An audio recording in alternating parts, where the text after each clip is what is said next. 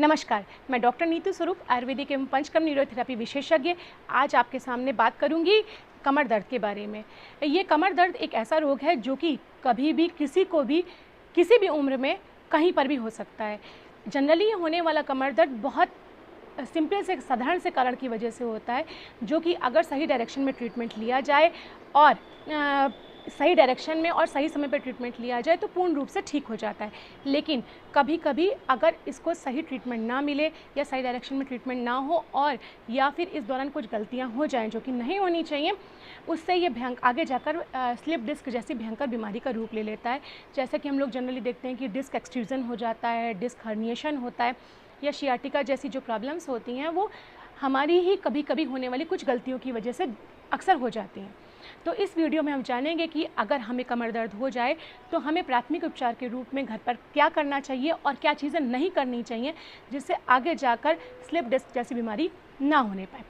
तो सबसे पहली चीज़, अगर कभी क्योंकि अक्सर ये जो होने वाला कमर दर्द होता है ये जो होता है थकान या मसल स्पाज्म की वजह से हो जाता है। जो ये मसल स्पाज्म होता है अगर कई दिन तक ये बना रहे तो धीमे धीमे ये लंबर लॉर्डोसिस को चेंज करने लगता है। जैसे कि जो हमारा स्पाइन होता है वो एस शेप में होता है, जो लंबर कर्वेचर है वो इस रूप में है, लेकिन अगर किसी कारण से स्पाज्म बना रहता है तो धीमे धीमे ये कर्वेचर चेंज होके वहाँ पे स्ट्रेटनिंग होने लगती है, यानी कि स्पाइन स्ट्रेट होने लग जाता है, जिसके चलते आगे जाकर जो है वो डिस्क प्रोट्रूजन, पहले डिस्क बल्ज होता है, डिस्क प्रोट्रूजन होता है और फिर डिस्क एक्सट्रूजन होने लग जाता है और स्लिप डिस्क जैसी बीमारियां हो जाती हैं। तो हमें करना क्या है इन स्पाज्म और इन सब चीज़ों को रिलीव करने के लिए? सबसे पहले पहला पॉइंट, अगर कमर दर्द हो रहा है तो आप कोई भी आयुर्वेदिक तेल लीजिए। आयुर्वेदिक तेल लेने के बाद आपको उसको हल्का सा गुनगुना करके पूरी पीठ पे अप्लाई करना है। ध्यान रखिए, अप्लाई आपको पूरी पीठ पे करना है, केवल कमर पे नहीं लगाना है, ठीक है? चाहे आपको दर्द ऊपर के हिस्से में ना हो। मसाज नहीं करनी है, केवल लगाना है। लगाने के बाद आप किसी वेसल में गर्म पानी करेंगे, गर्म पानी करके गर्म पानी करेंगे, उसमें एक टॉवल डिप करेंगे, डिप करके उसको निचोड़ के स्क्वीज़ करके आप पीठ पर इसकी सिकाई करेंगे। जब ये टॉवल ठंडा हो जाएगा तो वापस से इसमें बर्तन में डालेंगे, निचोड़ेंगे और फिर इसकी सिकाई करेंगे। ऐसा आपको लगभग 25 से 30 मिनट तक करना है और दिन में 2 बार करना है, यानी एक बार सुबह में और एक बार शाम में करना है। दूसरी चीज़, आपको दिन में एक बार पोटली की सिकाई करनी है। ये पोटली बनाने के लिए आप कुछ मत करिए, सीधे सीधे आपके घर में जो है वो सेंधा नमक होगा और अजवाइन होगी, दोनों को बराबर मात्रा में ले लीजिए। किसी बर्तन में इसे अच्छे से गर्म कर लीजिए। जब ये बिल्कुल खूब अच्छे से गर्म हो जाएगा तो एक सूती कपड़े का टुकड़ा लेकर उसमें इसे डालकर इसकी एक पोटली बना लीजिए। इस पोटली को आप डायरेक्ट गर्म कर सकते हैं, माइक्रोवेव में भी गर्म हो जाती है, या फिर आप किसी कढ़ाई में इंडक्शन के ऊपर या गैस के ऊपर रखकर धीमी आंच पे से गर्म कर लीजिए। उससे पहले आप सिकाई करने से पहले आपको ऑयल लगाना है, कोई भी आयुर्वेदिक तेल लगाना है बैक पे। लगाने के बाद इस पोटली की सिकाई करनी है। अभी भी जो आपको पोटली की सिकाई करनी है ये कम से कम 25 से 30 मिनट तक करनी है।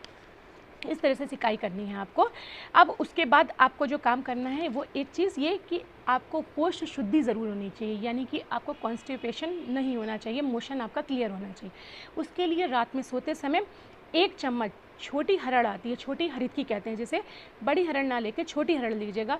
छोटी हरड़ का पाउडर भी बाज़ार में अवेलेबल हो जाता है। वो पाउडर आप 1 चम्मच रात में सोते समय गर्म पानी के साथ ले लीजिए। कोष्ठ शुद्धि होना बहुत आवश्यक है इन केसेस में। ये तो हो गई 3 चीज़ें जो कि आपको फॉलो करनी है। अब वो चीज़ें जो आपको नहीं करनी है। पहली चीज़, आप किसी भी प्रकार की मसाज ना कराएं।